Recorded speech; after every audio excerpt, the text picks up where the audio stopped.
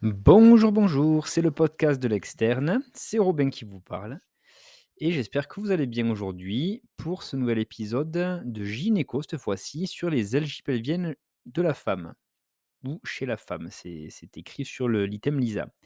Donc voilà, c'est un item de gynéco médical, également gynéco obstétrique et aussi il y a le collège sur la douleur qui a participé à l'écriture de cet item. Voilà, c'est l'item 40, je ne sais pas si je l'ai déjà dit. En tout cas, si vous voulez, suivre l'épisode avec moi, je vous mettrai, oh, j'ai oublié d'ailleurs pour l'ancien. Je mettrai le lien de l'item Lisa, comme ça vous pourrez aller le suivre en même temps que moi si vous le souhaitez. Voilà, et je l'ai pas mis sur l'ancien. Bon, je le rajouterai. Il faut que j'y pense. Allez, on va commencer directement par, des petites définitions comme d'habitude, de la douleur pelvienne aiguë et la douleur pelvienne chronique.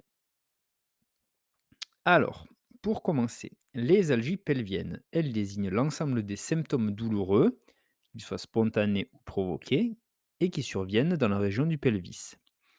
Elles peuvent être secondaires, ces algies pelviennes, à une atteinte gynécologique, mais également digestive, urinaire ou même rhumatologique. Il est alors important de savoir différencier les douleurs pelviennes aiguës et chroniques, car leurs étiologies seront différentes et surtout leur prise en charge sera plus ou moins urgente. Une douleur pelvienne aiguë, c'est une douleur récente qui est d'une durée de moins de 1 mois pour la plupart des auteurs ou de moins de 3 mois pour certains. Voilà, ça dépend du point de vue. Souvent d'apparition brutale ou rapide. Les prises en charge diagnostiques et thérapeutiques des algies pelviennes aiguës doivent être rapides du fait de leur potentielle gravité et du retentissement sur le pronostic vital ou le pronostic de fertilité future. Une douleur pelvienne chronique est définie par une douleur qui évolue depuis plus de 6 mois. Elle est fréquemment accompagnée d'un retentissement comportemental ou social. Les principales causes de douleurs pelviennes chroniques sont digestives, urinaires ou gynécologiques. Les douleurs d'origine chronique les douleurs chroniques d'origine gynécologique peuvent être rythmées par le cycle ou non. Donc ça sera un élément à récupérer lors de l'interrogatoire. Justement, un interrogatoire rigoureux associé à un examen clinique minutieux, en particulier gynécologique, permet d'orienter vers une hypothèse diagnostique qui sera confirmée par des examens paracliniques orientés et bien choisis. Voilà pour cette belle introduction. Allez, on va regarder un petit peu maintenant les étiologies des DPA, donc douleurs pelviennes aiguës. Et on verra après les DPC, les douleurs pelviennes chroniques.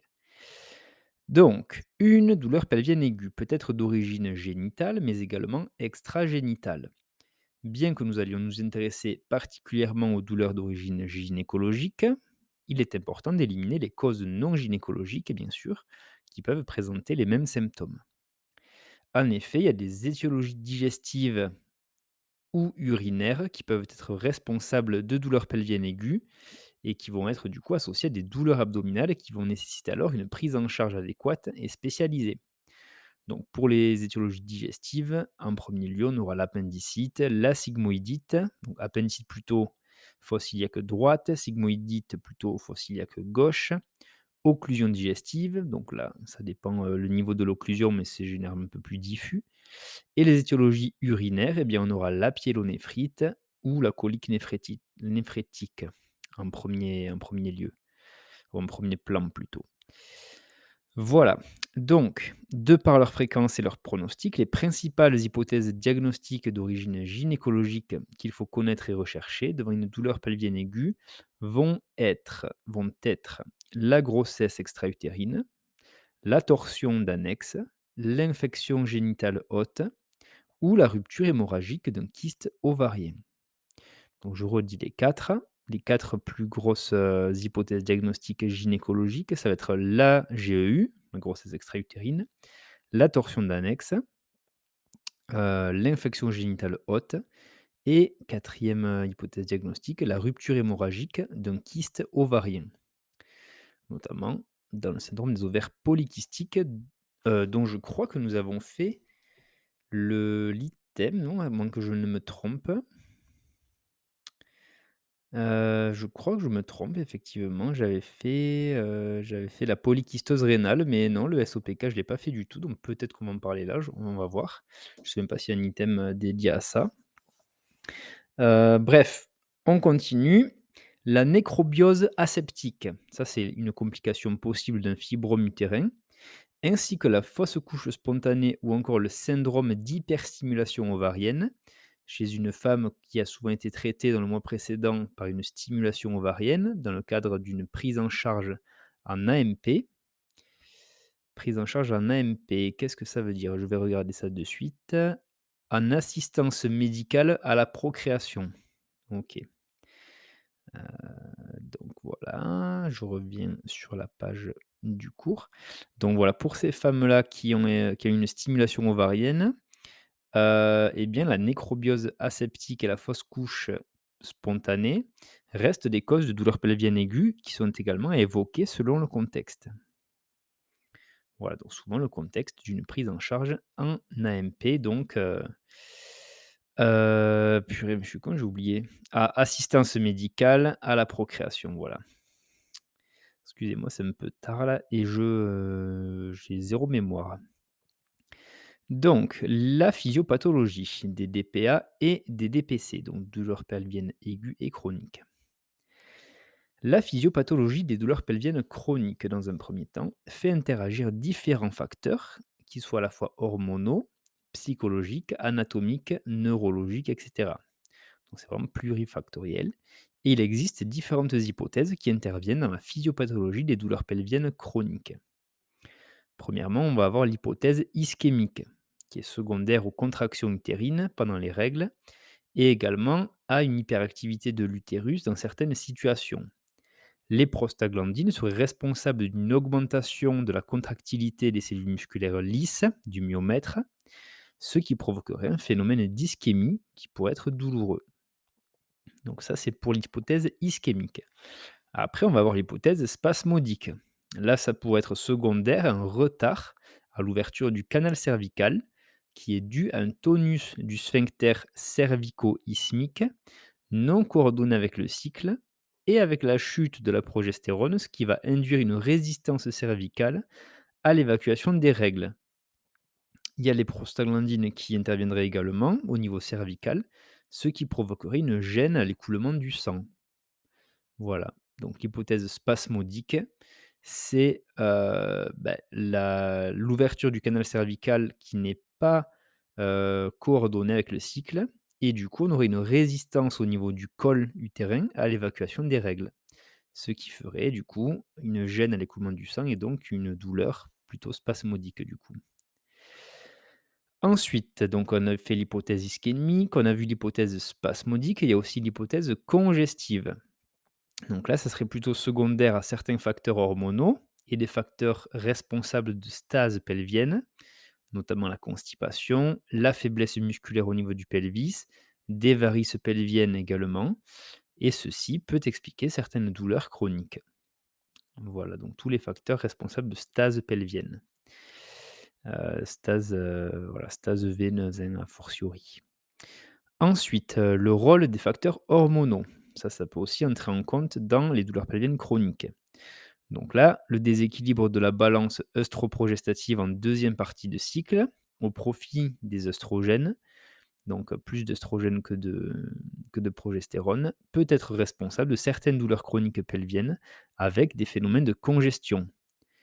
De même, il y a l'hyperestrogénie au moment de l'ovulation ou la chute du taux d'œstrogène avant les règles, qui peuvent expliquer certains symptômes cliniques douloureux chroniques, intermenstruels, donc entre les règles, ou prémenstruels juste avant.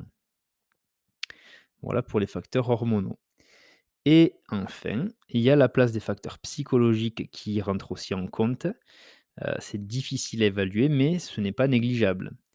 Ils doivent être pris en compte du coup dans le maintien des douleurs chroniques pelviennes, parce qu'en effet, la zone pelvigénitale est une zone fréquente de somatisation, de conflits psychologiques chez la femme. Voilà. Et du coup, eh bien, un temps d'écoute et une attitude bienveillante du médecin envers la patiente l'aidera à se confier et à aborder certains sujets personnels. Voilà ce qui est peut-être pour certains, plus difficile à faire, mais qui permettra, de prendre en compte la douleur et du coup de pouvoir la prendre en charge également.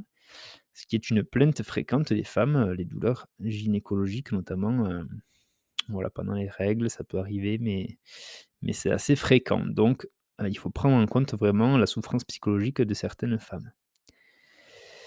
Voilà pour, les douleurs pelviennes chroniques. Et maintenant, on va voir la physiopathologie des douleurs pelviennes aiguës, qui est moins évidente que pour les douleurs pelviennes chroniques. Le pelvis contient de nombreux organes à proximité, effectivement, et ils ont tous des innervations différentes. Donc, pour ces innervations-là, on dénombre 3 voies efférentes principales qui sont premièrement le plexus pelvien, qui est responsable de douleurs sacrées, donc au niveau du sacrum, ou périnéales, au niveau du périnée. Le plexus pelvien va innerver le vagin, le col et l'isthme utérin, les ligaments utérosacrés, le cul-de-sac de Douglas, le bas des uretères, le trigone vésical et le recto-sigmoïde.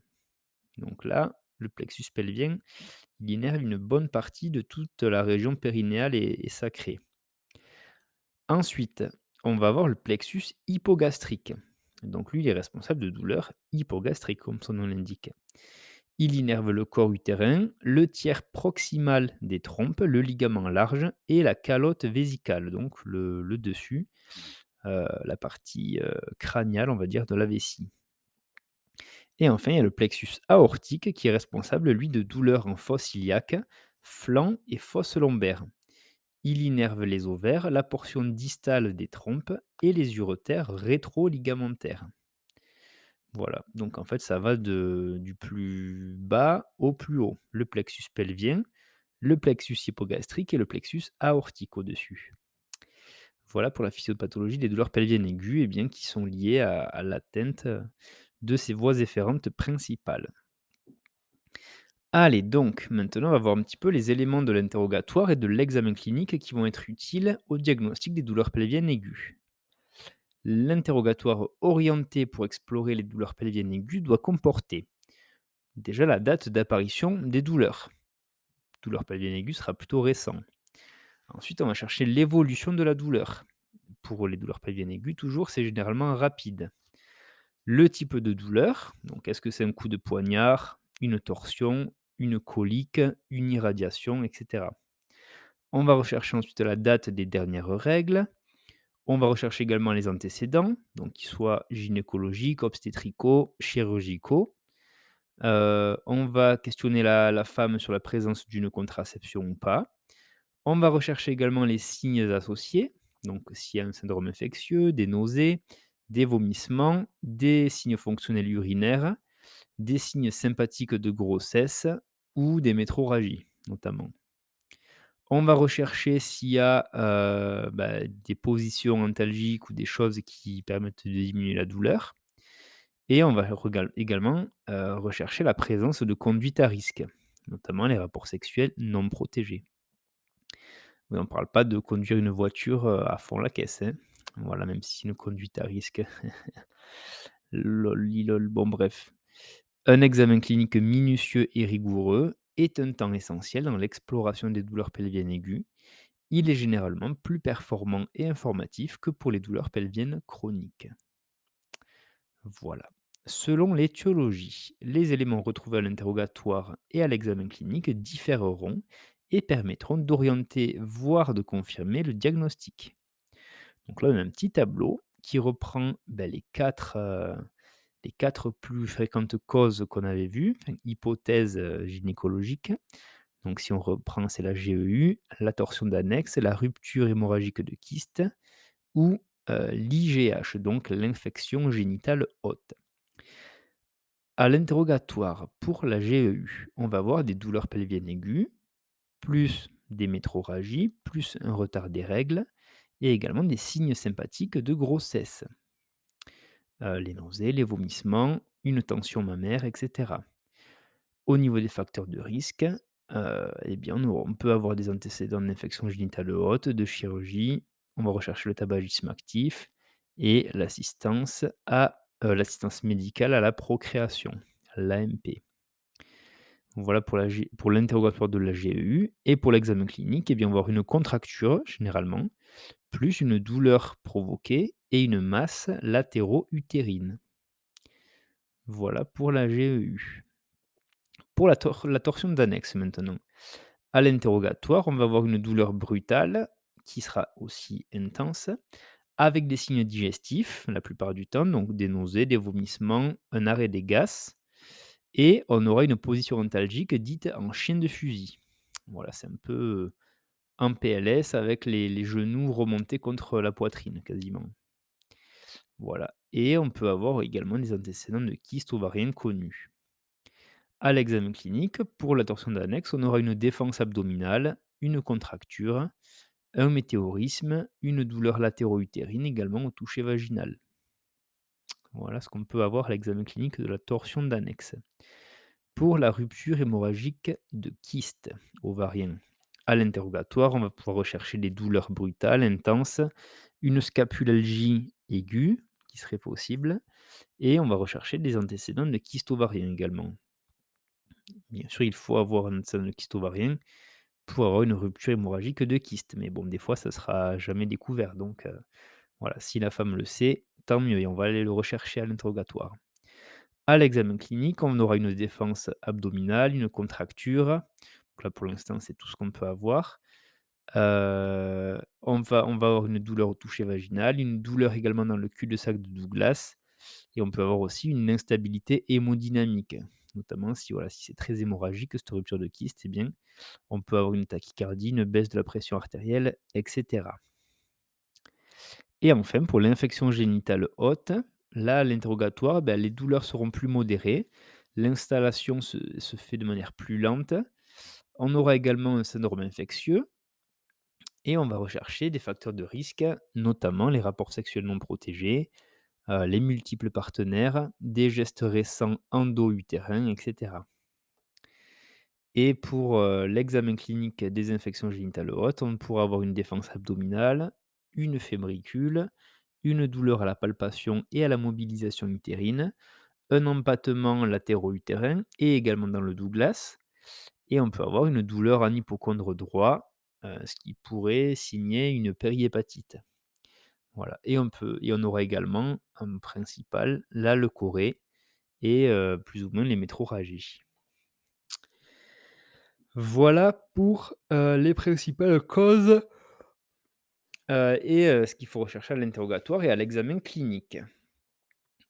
Allez, maintenant, les examens complémentaires biologiques dans un premier temps. Après, on verra les imageries.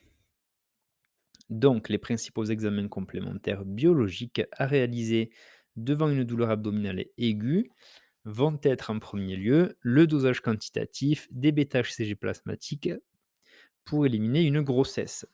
Ça, ils l'ont pas mis, mais bien sûr, c'est chez les femmes en âge de procréer. Voilà. Après, bien sûr, on va faire l'ANFS.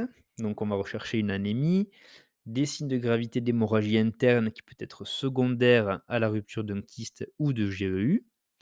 On va pouvoir également rechercher une hyperleucocytose dans le cadre d'un syndrome infectieux notamment. On va pouvoir doser la CRP à la recherche d'un syndrome inflammatoire dans le cadre d'une infection génitale haute. Voilà, pour l'instant, bon, mais c'est rien de fou. Et après, on peut également faire un bilan préopératoire. Donc là, le groupage sanguin, les RAI, le résus, le taux de prothrombine, le TCA, le fibrinogène. Donc globalement, bilan de coagulation et bilan de transfusion. Avec, les RAI, j'ai pas précisé, c'est la recherche d'agglutinine irrégulière. Voilà, TCA, temps de céphalie inactivé, TP, taux de prothrombine. Voilà et donc ça, ce bilan préopératoire, on va le faire en cas de forte suspicion de GEU rompu ou de torsion d'annexe ou de sepsis sévère sur une infection génitale haute, ce qui pourrait orienter vers une prise en charge chirurgicale rapide.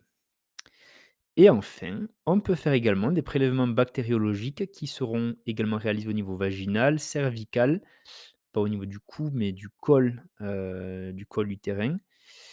Et ça peut aussi se faire un prélèvement intra-utérin ou même abdominal, si on fait une cœlioscopie par exemple, en cas de suspicion d'infection génitale haute aiguë et chronique également. Voilà pour le bilan bio. Donc là, on va voir vite fait les urgences chirurgicales devant une douleur aiguë pelvienne. Donc, une douleur pelvienne aiguë nécessite dans la grande majorité des cas une prise en charge chirurgicale en urgence. Que ce soit pour la grossesse extra-utérine symptomatique, une rupture hémorragique de kyste avec un hémopéritoine, donc du sang dans le péritoine, une torsion d'annexe ou une infection génitale haute compliquée avec un abcès par exemple, eh bien une chirurgie par célioscopie doit être réalisée en urgence pour diminuer la mortalité et la morbidité et également sauvegarder le pronostic de fertilité. Dans certaines situations de grossesse extra-utérine asymptomatique notamment, un traitement médical par une injection intramusculaire de méthotrexate peut être envisagé, avec la bonne coopération de la patiente bien sûr, pour un suivi régulier jusqu'à la négativation des bêta-HCG. Une infection génitale haute non compliquée, donc sans abcès, avec l'absence de Pio-Salpinx, donc j'imagine que c'est du pus au niveau des trompes de Fallope. Eh bien, cette infection génitale haute non compliquée sera traitée par antibiothérapie sans nécessité absolue de passer par une chirurgie. Voilà, voilà.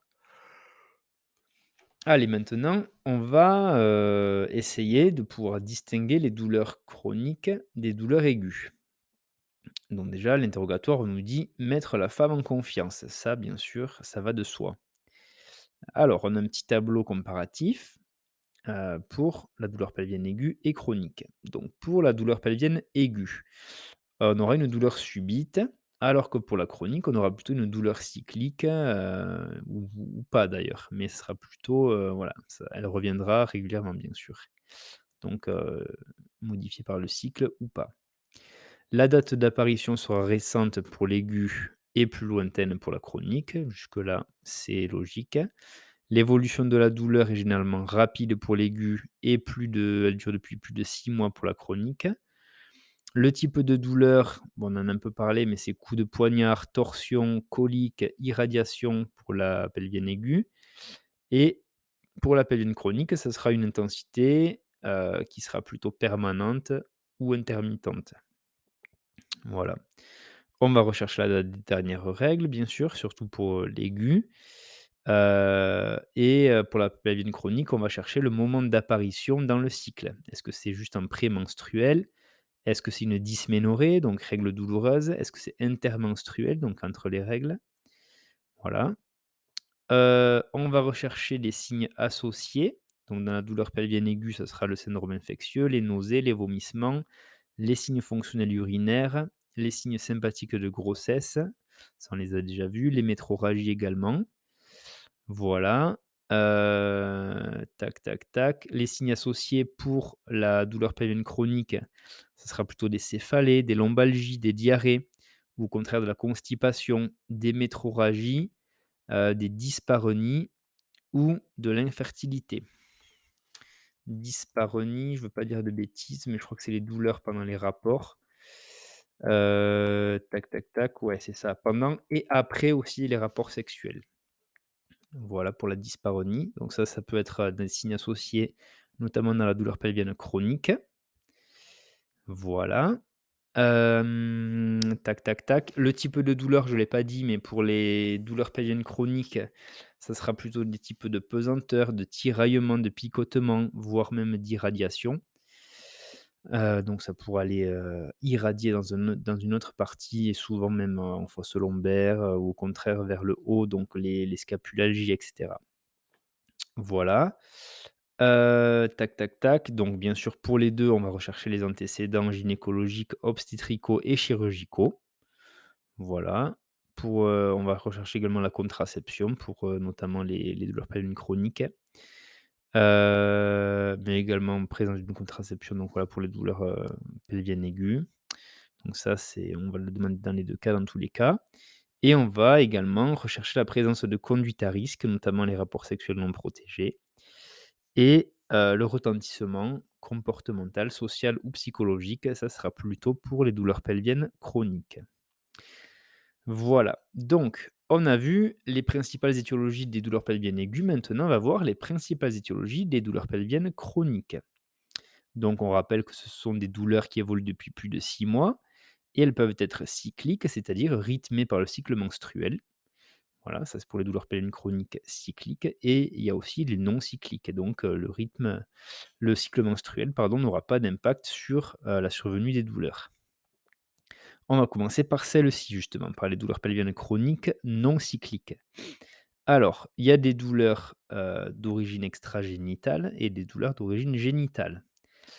On va voir d'abord les extragénitales. Donc ça va être un peu le diagnostic différentiel du coup, hein, pour les gynécos.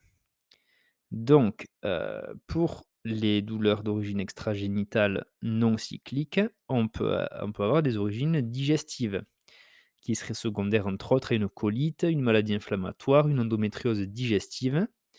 Ça peut aussi être des adhérences post-chirurgicales, des hémorroïdes aussi ou d'autres anomalies anorectales. Elles sont fréquemment accompagnées d'hémorragie rectale, de ténesme, donc ça c'est la tension douloureuse au niveau de l'anus. Il peut y avoir des troubles du transit, constipation au contraire diarrhée, des ballonnements et cetera. Donc ça c'est pour les douleurs pelviennes chroniques d'origine digestive et qui sont non cycliques parce que les hormones n'auront pas d'impact là-dessus. Après, on peut avoir une origine urinaire qui serait secondaire à une cystalgie à urine claire. Donc ça, c'est une douleur et des signes fonctionnels urinaires, mais les urines seront stériles. Donc voilà, ça mime une cystite, mais avec une BU qui serait négative du coup. Et ça peut aussi être d'origine rhumatologique, notamment secondaire à des pathologies ostéo-articulaires du bassin ou du rachis lombaire. Et là, les douleurs seront accentuées par certaines positions ou à la mobilisation et par la percussion de certaines articulations, mais elles vont se calmer au repos. Elles peuvent être accompagnées de signes neurologiques type névralgie, voilà, donc la sciatique, la cruralgie, etc. Voilà pour les douleurs pelviennes chroniques non cycliques d'origine extragénitale. Maintenant, on va voir celles qui ont une origine génitale. Donc, concernant les douleurs chroniques non cycliques d'origine génitale, peuvent être secondaires à une pathologie sous-jacente et sont alors appelées douleurs organiques. Si, dans le cas contraire, on n'a pas de pathologie sous-jacente, eh bien, on parle de douleurs fonctionnelles. Donc voilà, on va d'abord voir les organiques maintenant.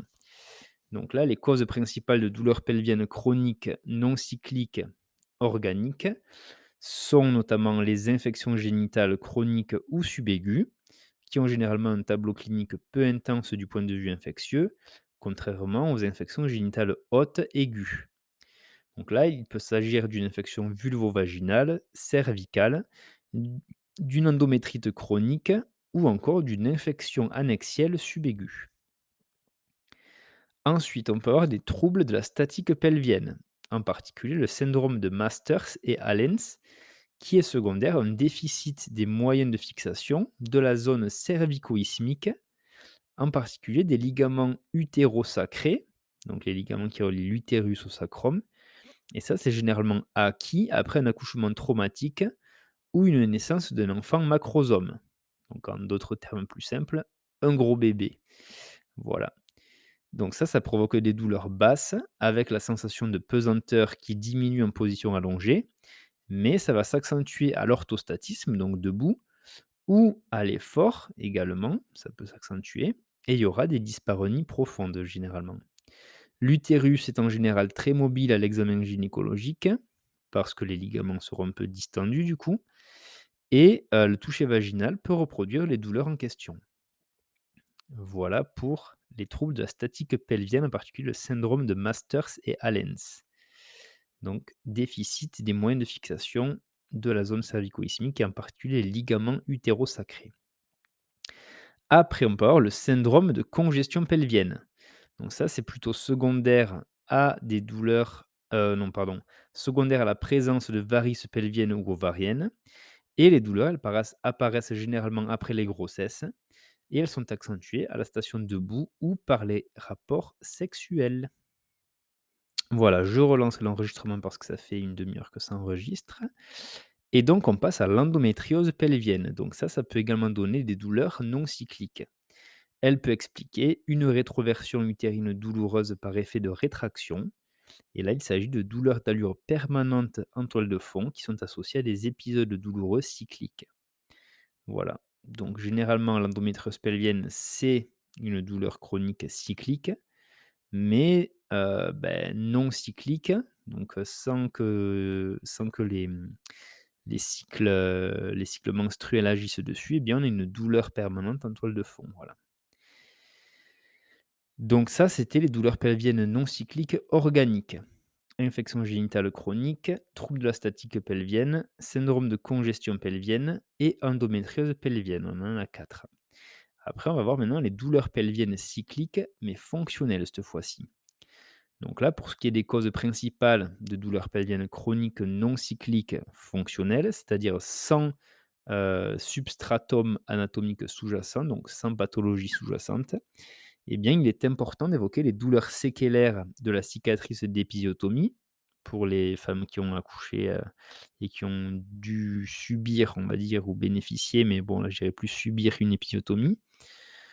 Voilà, ça peut être également lié à une atrophie vulvovaginale secondaire à une hypoœstrogénie, classiquement après la ménopause.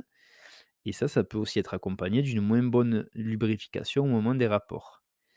Enfin, les facteurs psychologiques sont à rechercher et le gynécologue a un rôle privilégié auprès de la femme pour dépister certaines situations de violence.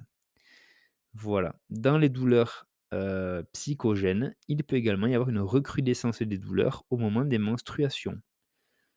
Donc ça, c'était pour les douleurs pelviennes non cycliques fonctionnelles. Mais voilà, on dit qu'il peut y avoir également une action des menstruations sur la recrudescence des douleurs. Donc ça a une petite part cyclique également. Voilà, justement, en parlant des douleurs pelviennes chroniques cycliques, on y vient. Et donc là, ça survient de façon répétée selon le cycle menstruel. Il peut s'agir de douleurs prémenstruelles, donc avant les règles, intermenstruelles, entre les règles, ou de dysménorrhée. Et donc ça veut dire tout simplement qu'il y a une douleur pendant les règles.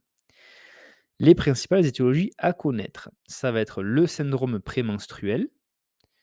Donc là, eh bien, on a un petit lien qui nous renvoie vers l'item 35 qui concerne les anomalies du cycle menstruel et les métrorragies.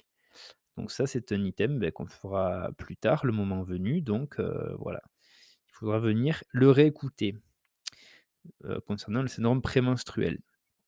On va pas y revenir aujourd'hui. Ensuite, le syndrome intermenstruel, donc là, c'est défini par une douleur contemporaine à la période ovulatoire, donc pile au milieu des règles. Elle est généralement peu intense, elle dure quelques jours seulement en milieu de cycle du coup et peut être accompagnée de métrorragie. L'examen clinique est rassurant, il n'y a pas d'indication à réaliser des examens paracliniques. La prise en charge sera principalement basée sur les antalgiques simples, voire un traitement antigonadotrope. Voilà pour le syndrome intermenstruel.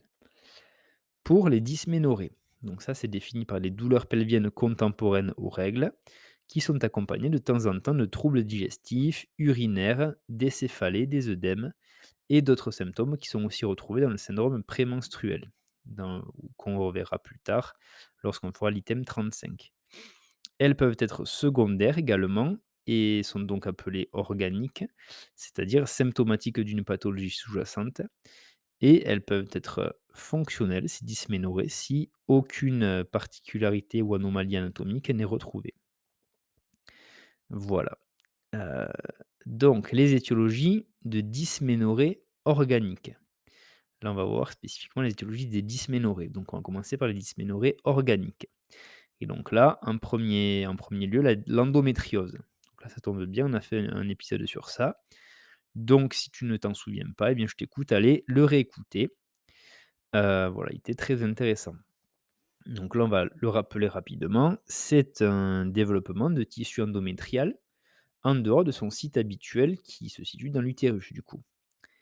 Sachant que l'endométriose utérine, elle comprend l'adénomiose et l'adénomiome au sein du myomètre. Il peut y avoir de l'endométriose superficielle ou péritonéale, donc dans le péritoine. On peut également avoir de l'endométriose ovarienne et pelvienne profonde. Et dans ce cas, on parlera d'endométriose sous-péritonéale. La prévalence de l'endométriose dans la population générale est difficile à estimer, mais elle serait présente chez 33% des femmes qui ont des douleurs pelviennes aiguës. Donc une femme sur 3 qui ont des douleurs pelviennes aiguës, c'est énorme. À l'interrogatoire, la patiente peut décrire des dysménorrhées sévères, donc douleurs pendant les règles, qui sont sévères et qui sont fréquemment résistantes aux antalgiques de niveau 1, donc globalement le paracétamol. Elles peuvent avoir aussi des dyspareunies chroniques, des douleurs à la défécation lors des menstruations, des troubles du transit et des signes fonctionnels urinaires pendant les règles, ou même encore une infertilité. Cependant, il n'y a pas de corrélation entre l'intensité de la douleur et l'étendue des lésions endométriosiques. Cliniquement, il faut s'efforcer de rechercher des lésions bleuâtres au niveau vaginal lors de l'examen au spéculum. On peut également avoir des nodules qui sont palpables dans les ligaments utérosacrés ou dans le cul-de-sac de Douglas postérieur. On peut avoir une sensibilité du ligament utérosacré, voilà, et un utérus rétracté, donc rétroversé, ou une diminution de la mobilité utérine et des ovaires sont également évocateurs du diagnostic lors du toucher vaginal. L'examen d'imagerie de première intention est une échographie pelvienne par voie endovaginale qui sera réalisée si possible par un radiologue expérimenté. L'exploration radiologique peut être complétée par une IRM pelvienne qui est à réaliser si possible après un lavement rectal. Voilà. Et la prise en charge de l'endométriose peut être médicale et chirurgicale selon le degré d'atteinte, la localisation, les symptômes et également le souhait de la patiente. On peut également instaurer un traitement hormonal pour induire une aménorrhée, donc une absence de règles. Et ça, c'est toujours indiqué en première intention car c'est moins invasif que la chirurgie, bien sûr. Donc d'abord traitement hormonal visant à faire une aménorrhée et si ça ne suffit pas, eh bien, on peut aller faire une chirurgie si besoin. Voilà pour l'endométriose. Ensuite, comme autre dysménorrhée organique, eh bien, on peut avoir les sténoses cervicales ou les autres anomalies utérovaginales. Donc là, ça fait plutôt partie de l'hypothèse,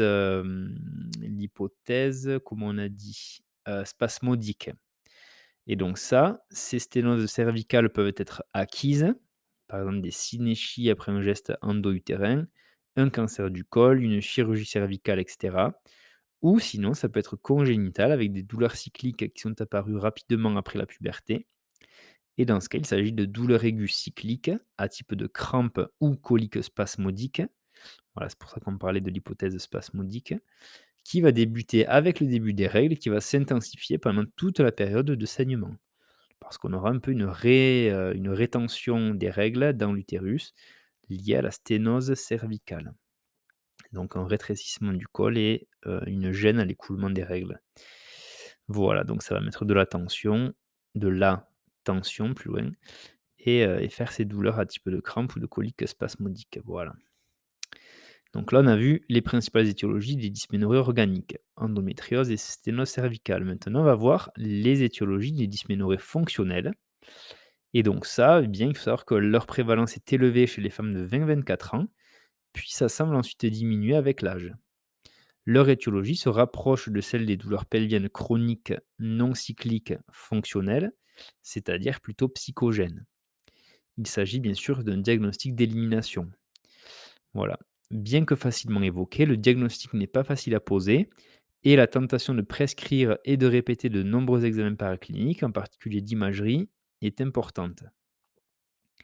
Les facteurs psychologiques peuvent expliquer ces douleurs exprimées et ressenties par la patiente et elles sont à rechercher lors de l'interrogatoire en laissant le temps et l'espace à la patiente de s'exprimer et de nous confier ses souffrances physiques ou psychiques. Et donc là, on va avoir un beau tableau heu, concernant les indications des examens d'imagerie devant une algie pelvienne chez la femme. Voilà. Non, pas du tout. C'est ce qu'il y a écrit, mais c'est pas vraiment ça. Ce qu'il y a écrit, non, bah, c'est un tableau en fait, une sorte d'arbre décisionnel en partant des douleurs pelviennes chroniques, qui va pouvoir nous indiquer sur quelle étiologie on va pouvoir s'orienter en fonction des différents éléments. Donc est-ce que c'est cyclique ou pas? Et cetera, et cetera. Donc là, je vais vous le mettre bien sûr dans l'épisode sur enfin dans la publication sur Instagram parce que c'est assez intéressant à avoir comme ça sous la main. Allez, maintenant, on va voir justement les indications des examens d'imagerie devant une algie pelvienne chez la femme. Et on va finir par ceci. Donc, on va d'abord voir pour les douleurs pelviennes aiguës et enfin, on verra l'imagerie pour les douleurs pelviennes chroniques. Donc, pour les douleurs pelviennes aiguës, l'échographie pelvienne par voie endovaginale, c'est l'examen de premier choix pour ces explorations du coup de douleurs pelviennes aiguës, parce qu'en effet, ça permet de mettre en évidence plusieurs choses. Pour la GEU, premièrement, eh bien, on pourra avoir une vacuité, on pourra voir du coup sur l'écho une vacuité utérine chez une femme qui a des bêta-HCG positifs. On aura un endomètre épais. On pourra également voir la masse latéro-utérine hétérogène, voire même le sac gestationnel, en dehors du coup de la cavité utérine. On peut avoir une image de pseudo-sac, donc ça c'est une image trompeuse lacunaire qui est hypoïcogène, et généralement ça sera centré dans la cavité et sans couronne trophoblastique, sans vésicule vitelline également, et on pourra avoir aussi un épanchement du cul-de-sac de Douglas. Voilà pour la GEU, ce qu'on pourra voir à l'échographie pelvienne par voie endovaginale. Pour la rupture du kyste hémorragique, eh bien là, on visualisera le kyste ovarien et également un hémopéritoine. Voilà, tout simplement. Ça, c'est plus simple à voir, il y a moins de détails.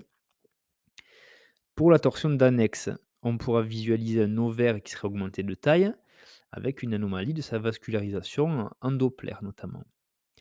Il peut également être visualisé un kyste ovarien et un hydrosalpinx. Voilà.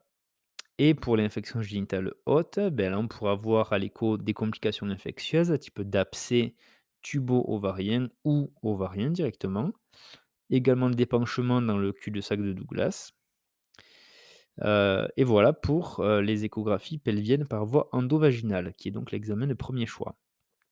On peut aussi utiliser l'échographie pelvienne par voie abdominale. Donc ça peut être aussi utilisé chez la femme vierge ou en cas de volumineuse masse abdominopelvienne. Qu'elle soit, d'origine utérine ou annexielle, peu importe, ou d'épanchement intra-abdominal important. Voilà, donc là, on passera plutôt par voie abdominale pour faire l'échographie.